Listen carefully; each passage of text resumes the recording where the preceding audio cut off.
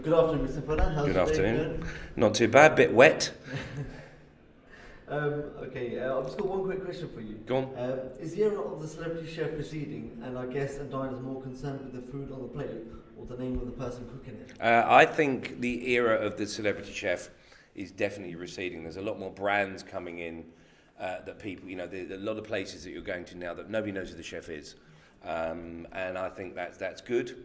I still think there's a place for these, not so much celebrity chef, but name chef that knows what he's doing. But I think the public have got very, very tired of paying a lot of money for a chef's food when he's not even there because he's doing some TV show. Okay, and so what do you think is the future then?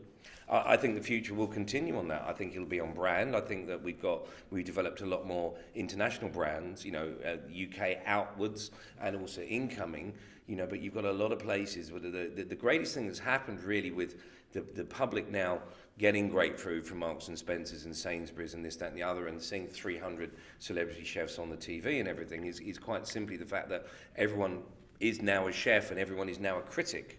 And that means that you now can't get away with crap food or average food at expensive prices, which means that quite simply the trend now is for people to come, and whether you've got a pink Tesco card or a black American Express, you know what you want and you're only prepared to pay the value of that food, which means us as restaurateurs have got to stand up and be counted, consider the quality of food, consider the ambience, consider the decor, consider the service as an all-rounded thing, rather than do that whole thing where you're a restaurateur and it's an honour for you to come into a restaurant. Now you're fighting for that customer.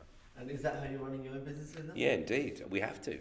Right, we've had to change. I mean, I come from Marco Peel White was my partner for a long time. Gary Hollyhead, there was a point in their careers there that it was an honour to be able to get a table in these restaurants, and there's a few restaurants that are still like that.